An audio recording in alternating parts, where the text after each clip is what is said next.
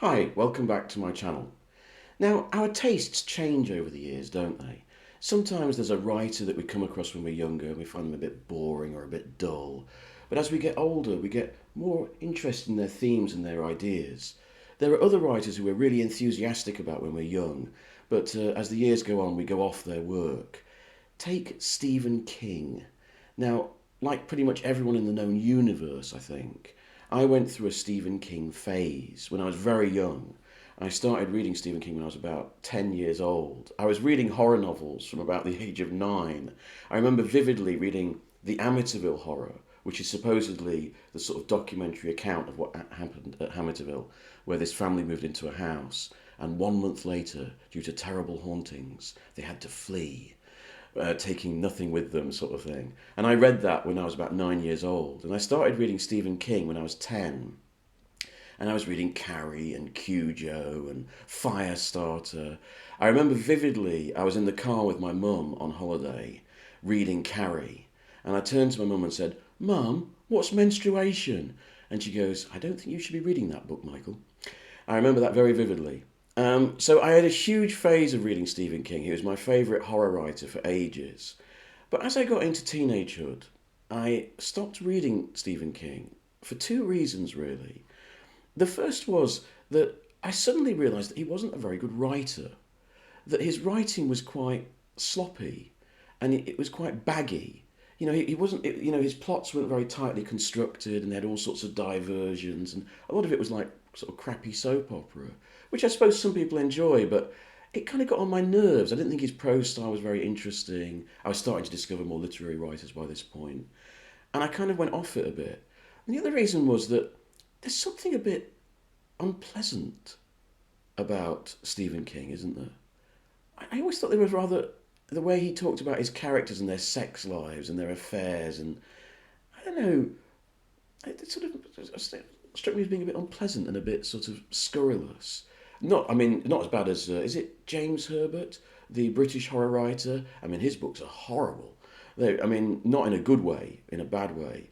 But I just thought there was something rather unpleasant and rather seedy. I remember there was the way he talks about this affair in Cujo, where she has an affair with her tennis instructor. I don't know. Perhaps I was a bit young and not ready for that kind of thing yet, but it kind of put me off. So I stopped reading Stephen King, and I've never gone back.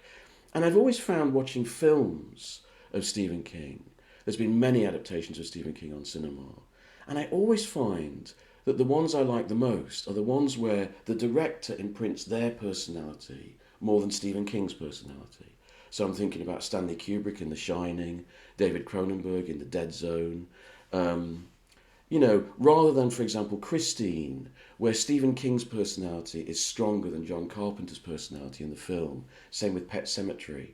I think that the Stephen King adaptations that really work are the ones where the director sort of dominates the material, like Brian De Palma in Carrie, for example. Another writer who I was very fond of when I was a teenager was Arthur C. Clarke, and he was my sort of entry into science fiction. I read a lot of Arthur C. Clarke when I was younger.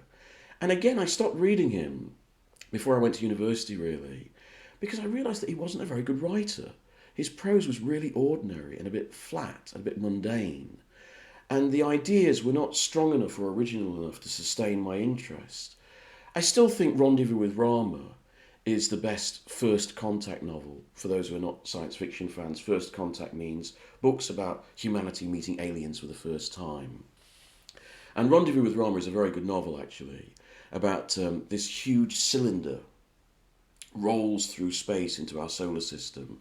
And it's simply about this expedition sent up to look at this cylinder and find out about it. And inside this cylinder, which is about, hundreds of miles across, they find this whole ecosystem, this whole world run by little, tripod robots. It's a very good book.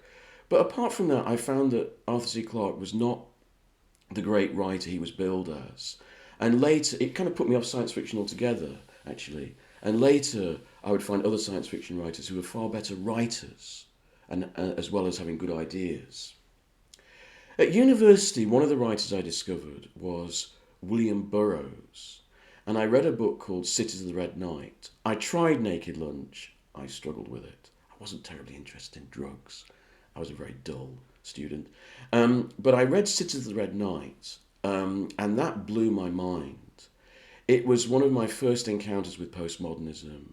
It was one of my first encounters with literature where anything goes, where, the past and the present merge together, where, genders and identities mix together, where, the book can break into different kinds of styles and morph into different kinds of narratives. So you have this film noir plot where this detective, like the kind of film noir detective, uses sex magic. He bonks his two assistants to send himself back in time to find this group of pirates, all male, all gay pirates, who are interacting with aliens. It's that kind of book, and at that age, I loved that. I loved the fact that anything goes. I loved that fantastic excitement of being able to go anywhere in fiction, do anything in fiction.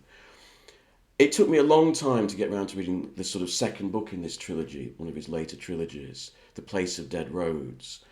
But when I read it as a 40-year-old, I did not like it at all. And actually I found it rather tiresome. My passion for this kind of postmodern fiction had died. Was that just age? Was that me? I don't know. Did Burroughs collapse as a writer? Who knows? But another writer I was very keen on when I was younger is Angela Carter. Now, I discovered Angela Carter through a film. It was called The Company of Wolves. Still one of my favourite films, actually. It came out in about 1984. And it's a fantasy film. It's a fairy tale film about a young girl growing up in a sort of medieval village. And the village has got tales of werewolves in the woods. And sure enough, she meets a werewolf and falls in love with him. It's a kind of rites of passage, a sort of opening out of female sexuality story. And it was derived from one of Angela Carter's stories. So I checked out her stories. I read, The Magic Toy Shop and The Bloody Chamber. I read this rather wonderfully titled book, The Infernal Desire Machines of Dr. Hoffman. That's what you want a book to be called. And her books are a riot of mythology, circus. Nights at the Circus is her best book, I think. And I loved that book when I was a teenager. They're a riot of sexuality, fairy tale, folklore, again, rather postmodern, Another book of hers, one of my favourites, is Heroes and Villains, which is set in a sort of post-nuclear world, and the new Eve is caught between a group of rather dull scientists and rather exciting barbarians. So she was a favourite writer of mine when I was a student and a teenager. I canned pretty much everything she read. And I didn't read her final novel, Wise Children. And eventually I got round to reading this when I was in my 40s, and I hadn't read it for a long time. And this is often quoted as her best book. And it fell flat for me. I enjoyed it, I could see what was fun about it, but I didn't get that same kick that I'd got when I was younger. Again, was this a writer that was best encountered when I was young? But when I was older I could see the tricks, and I was less willing to be impressed? I don't know. I'd be interested to hear from people below if they liked Angela Carter as much as I did. Perhaps, there are some artists who are best discovered when you're young, and they open up a whole world to you. But when you're older, they don't offer so much. I found that very much with films. And then there are other writers that, when you're young, they're a bore. But as you get older, their themes become more rich and resonant. And I'm going to introduce you to three of those writers for me now. And the first is our friend Charles Dickens. When I was young, when I was a student, I hated Dickens with a passion.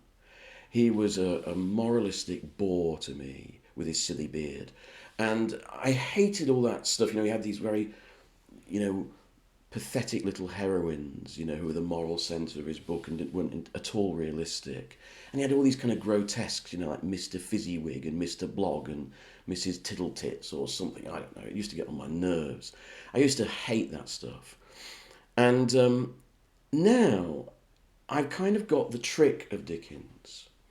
And I kind of admire all that stuff. And I think there's a great intelligence and a good facility behind it that I didn't like when I was a teenager or a student, but which now I like very much. And recently I went into a little second-hand bookshop and I picked up this little beauty, a double volume of David Copperfield, one of those major books that I've never read, which I always feel I ought to.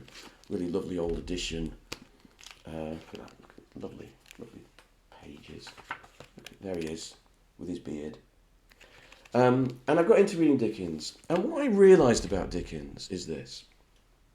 You know how, did you ever read some of those essays which said that each country, each culture can be portrayed or defined by one art form? So Italy were the great painters, the Germans are the great musicians and the great philosophers, you know, the French are the great writers, that sort of thing. I quite like that sort of thing. It's a bit old hat these days, but I quite liked it. And I realised, the more I read, that the keynote of English literature is theatre. And if you look long and hard at English literature, it's extremely theatrical. I'm talking about the literature of England here. Not so much the, of Scotland, Wales and Northern Ireland, not so much of America. I'm talking about England. And if you look, I'm not just thinking about Shakespeare, but if you look, Milton wrote verse to be said. It's very sonic. So much of its quality is in its, the reverberations of it, the beauty of it, how it sounds. He wrote it to be read out, right? Dickens is very theatrical. His characters are not realistic in the way that, say, Balzac's characters are realistic, right? Or Tolstoy or Dostoevsky's are realistic. If you compare realism across the different countries, the realism that you encounter in Dickens is not anywhere near Balzac, where Balzac sort of meticulously planned out everyone's relationships to each other, and they were all in, particular jobs and professions, and it was all super realistic. I love Balzac, but, that's realism. Dickens moves away from that. His figures are larger than life. They're caricatures, right? They are theatrical grotesques. Look across English literature. How much of it is discursive? We're going to talk about, Jane Austen. Jane Austen has a sense of theatre about it. The proscenium arch, the lovers and the good suitors and the bad suitors. We're going to talk about Middlemarch in a moment. And that's like sitting down with a woman in a drawing room telling you the gossip of the local town. There's something oral about it, discursive about it. Think of P.G. Wodehouse. Think of Kingsley Amis. There's a theatricality in English literature.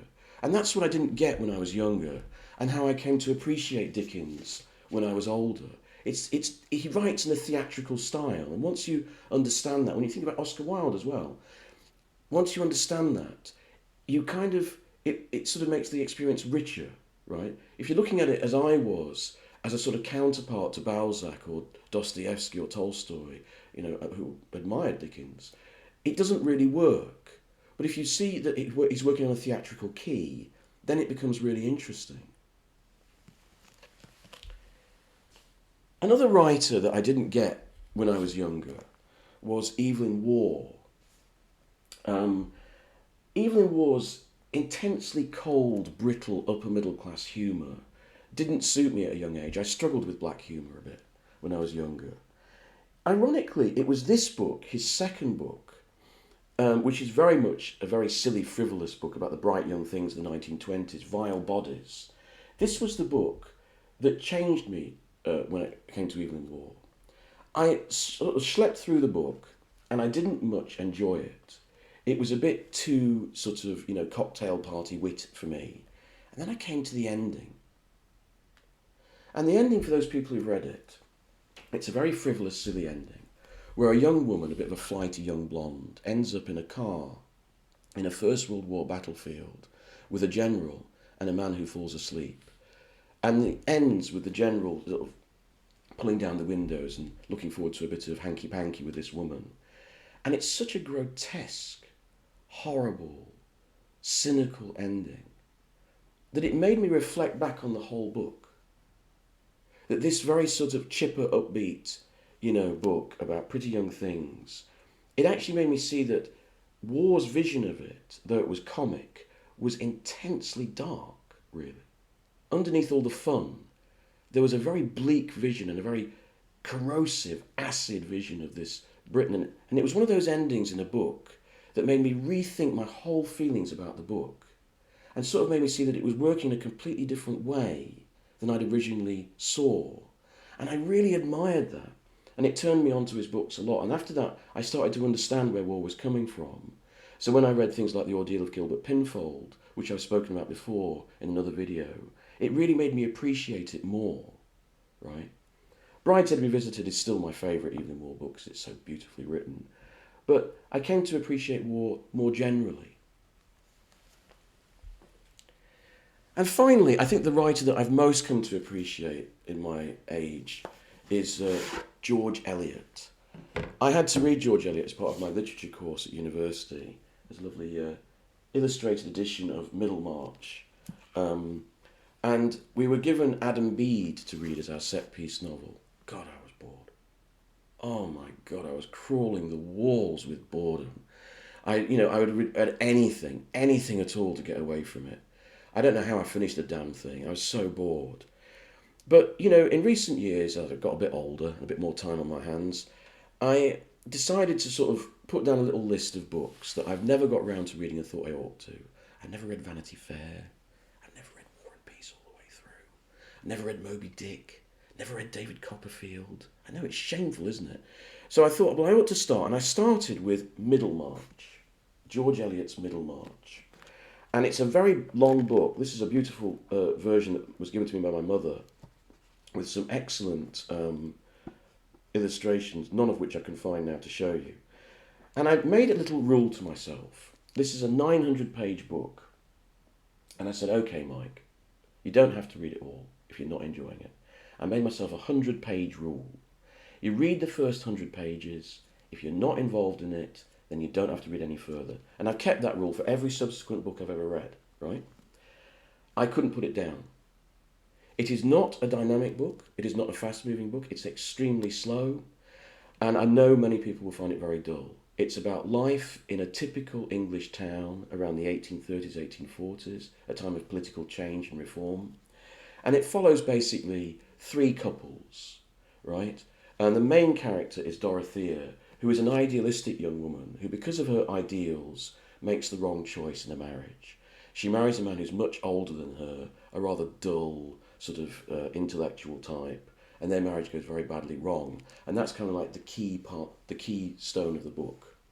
Very beautifully written. But I was spellbound by it.